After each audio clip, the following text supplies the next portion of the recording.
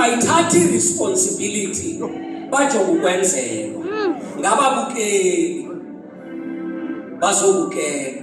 De loo nto yenza umntana kaThixo azibone sele esikwizekile nendlu yakhe, ibe le nto yeyakhe, iqala ngaye igqibela ngaye.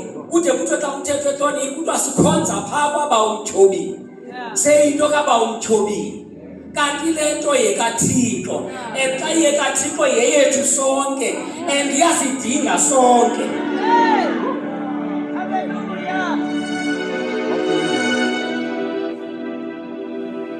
Ndiyachukumiseka xa kufikwa kumba wokudlala indima, ngoba xa sithetha ngokunikela kahle xa sijonga isibhalo malunga nomnikelo, asithethi nje ngemali, futhi asithethi nangomlinganiselo othile wemali.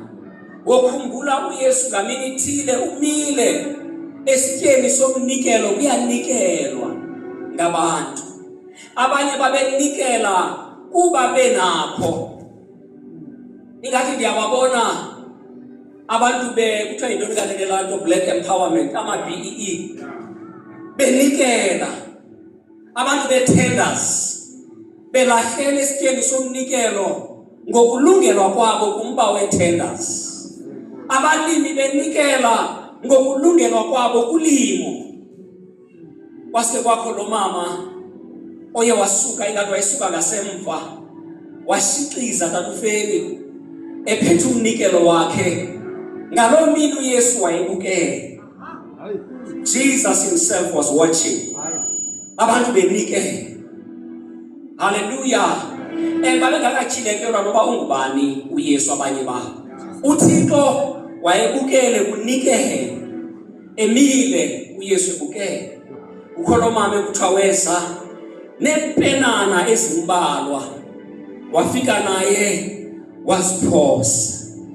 Akathanga lo mama xa ebehleli ebona kunikelwa, wathi ish, asibaleka ngezipeni zam, ngoba sekunikela abantu abakhulu, benikela ngeminikelo emikhulu. Owam awusikwenza mahluko. But lo mama wasike wathi ngeli xesha yazi into yobana mine is too small, I've got just few pennies. But wagqiba enhliziyweni that with these few pennies I also want to give. Zimbalwa iipeni endinazo, anikela ama-BEE. Kuyabonakala isitya siyagcwala, wangawudeli nalo wakhe, ngoba wayesazi the responsibility yokuba naye anikele. Wayesazi the importance yokuba naye makadlale indima etempileni. Weza nomnikelo wakhe. uYesu xa egqibonikela lo mama uthi bafundi bakhe, niyababona bonke abantu bebenikela apha? Uthi lo mama unikele kakhulu, ngoba unikele out of izidingo zakhe. Unikele zikhona i-needs, but wanikela. Into ebalulekileyo ayikhange ibe yipeni ayinikelayo phaa kuThixo. Iske yaba sisenzo nenhliziyo evumayo. The action eqhutywa inhliziyo evumayo. Kaninzi thina xa sijonge ukunikela, umuntu banoloyiko luthi ndiyalahlekela, I'm losing. Amen. Kaninzi thina xa sijonge umnikelo kuba ngathi akukho nto izawusibuyekela thina. Inkolelo yethu ithi xa sukube usolula unikela uyalahlekela. But xa ufika kuThixo ufumanisa intoba uthi yena yiphani nani niyawuphiwa. The more usolula, the more egalela. The more ukhulula, the more usambatha. Xa usolula unikela, naye uThixo unento ayenzayo ebomini bakho. But yona nto ibalulekileyo bazalwane ndifuna siyibone concerning i-offering yinto ethi we are all called, and we are called to play a role in the kingdom of God. Sonke sine responsibility ngalento. Ayo responsibility kamfundisi, ayo responsibility ebandleni ithile eli-reach somewhere, but i-responsibility yethu ukuze uThixo asebenze ngathi to build his kingdom here on earth.